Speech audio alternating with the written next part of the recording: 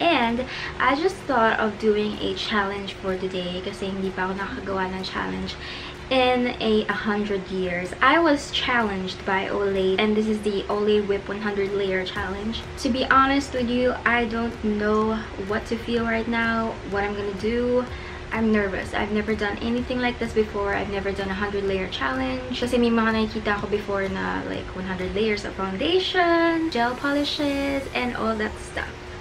So, ngayon, we are going to do the 100 layer moisturizer challenge. I don't have any makeup on right now, as in totally walang primer and all that. We are going to test whichever moisturizer we are going to test whichever moisturizer is the most lightweight. So without further ado, let's start the challenge. So ito yung moisturizer na itatry ko, which is the Olay Regenerist Whip. So first impressions lang tayo within opening the box. I instantly smell parang rosy water, parang ganun siya. Napaka-light lang niya. Hindi naman siya yung parang aabot sa utak mo yung amoy. Sa totoo lang. When you first look at it, mukha siyang mabigat. Pero ito-try natin kung comfortable ba yung feeling niya pag nilagay ko siya and if effective ba yung product. So, ito yung Brand X. Tapos ito si Olay Whip. Medyo hindi pantay yata yung portion. So, papantayin lang natin para sure na fair yung laban. Binawasan ko na siya. So, I think that's okay. Mostly sa cheeks ko lang siya lalagay and a little bit sa forehead. Basta I'm trying hard not to mix the two moisturizers together because we really want to see the difference. Second layer.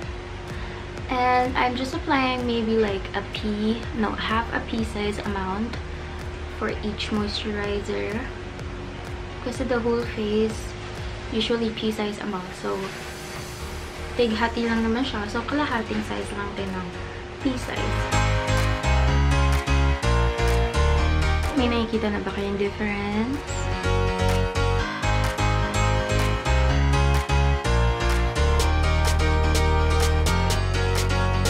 Mas creamy lang tong Brand X, but I make sure na lagi silang pantay. And mas lang siya, mas opaque lang siya. So, mas mukha siyang snap. Oh my gosh, pang ilan ito? 4th or 5th? Okay, this is 5th. 6th layer. Okay, so parang nararamdaman ko na yung difference na lang dalawa. Ito, mas sticky siya. Kasi mas moisturizing siya, I think. Or maybe not. Pero may something dito na parang sticky sa pakiramdam. Ito kasi parang na-absorb niya agad yung product. So, natutuyo siya agad. Ito, ramdam na ramdam ko yung parang kapit ng fingers mo pag nilalagay mo siya sa skin mo. Ito, parang halos wala kang nilalagay.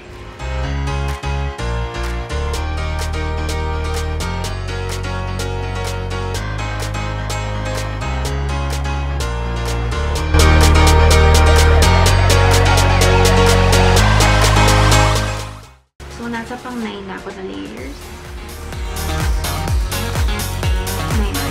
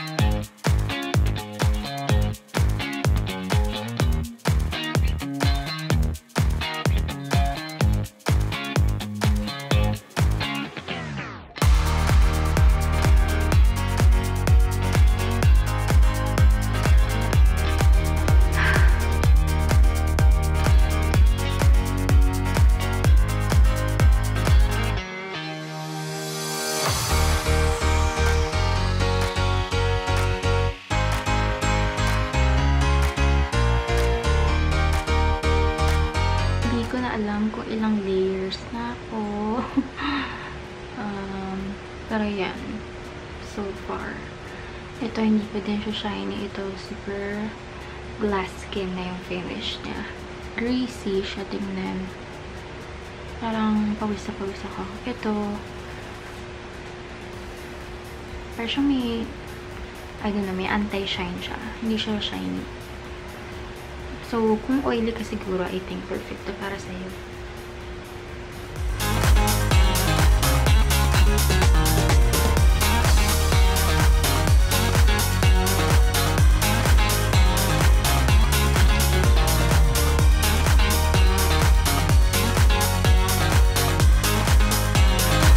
Okay, ang 31 na to, 31st.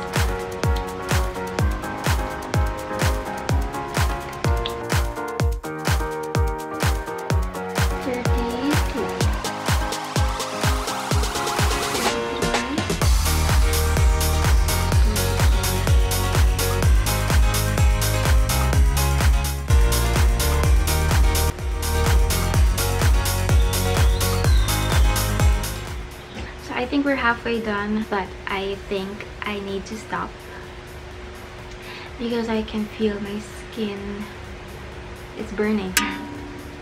Oh my gosh, it's burning. It's burning here. I can feel it here. It really stings. Ito, yung redness. Ito hindi masyado. Red lang siya talaga. Pero ito talaga ang sakit. I need to stop, I think, before this turns into a disaster. I'm gonna show you yung mga nabawas dito sa moisturizer. Ayan, ganyan yung nabawas. I don't know kung kita niyo or not. Hindi ba? Kita niyo ba or not? Ayan. Ayan yung nabawas. Sobrang bigat lang nito sa pakiramdam. Ito. Super bigat niya. Sobrang bigat ng feeling na to. Yung face ko nakaganyan na. Joke lang. And it's super sticky, which I don't like because we live in a tropical country. I'm a big fan of glass skin, but it doesn't work here in the Philippines because sobrang init, lalo na ngayon summer. Sobrang ang hassle lang. Ang oily ng face mo. Diba? I like this. Dito ako guys kasi it's super lightweight to. Tapos hindi siya dragging. Para kang nagtatouch ng marshmallow. Yes, ganun yung feeling niya after mo ilagay. While this on the other hand, medyo parang sticky yung feeling niya. Talagang dumidikit yung fingers mo. Like, you can feel it. Alam niyo ba yung feeling na ganun? Kita niyo yun? Kita niyo ba yan? Ayun, kita niyo. Kind of smoothens out the pores kasi kapag may shimmering yung mga nilagay mo, it emphasizes the pores and the fine lines. If you can see here, kinakita mo to kasi na-highlight niya yung areas. This on the other hand, medyo na-blur out niya. Ayan na, oily na ako. Oily na to. Ito, wala masyado. Ito oh, tingnan niyo, oily na yung around the mustache area or upper lip area. Also here, nagpapawis na ako dito. Dito, wala. Hindi kaya niretouch siya. Baka sabihin niya niretouch ko yan. Ang hapdi talaga. Ang hapdi. Lalagyan ko to ng aloe vera mamaya. Pero, yeah, ang hapdi. Parang gusto ko siyang kamutin. Pero hindi ko makamot kasi syempre baka mamaya magsugat siya or whatsoever. And I don't want to like ruin my nose. Ito talaga yung pinaka-problem ko kasi lagi siya namumula. But I've never felt this way na magbe-burn siya. As in, parang nalagyan mo ng sili. Ang smooth talaga nito. I don't know kung paano ko ipapakita. I want to show you an example. Wait lang. See? Winner! So that's it for the 100 layers moisturizer challenge. I hope nag-enjoy kayo sa video na to. And if you do, please request more down below. Don't forget to subscribe to my YouTube channel down below and also to turn on the bell for notifications of my new videos. I have new videos this week, by the way. Or follow me on Twitter. I'm also on Instagram at Anna Victorino TV. Thank you so much for watching and see you in the next video. Bye!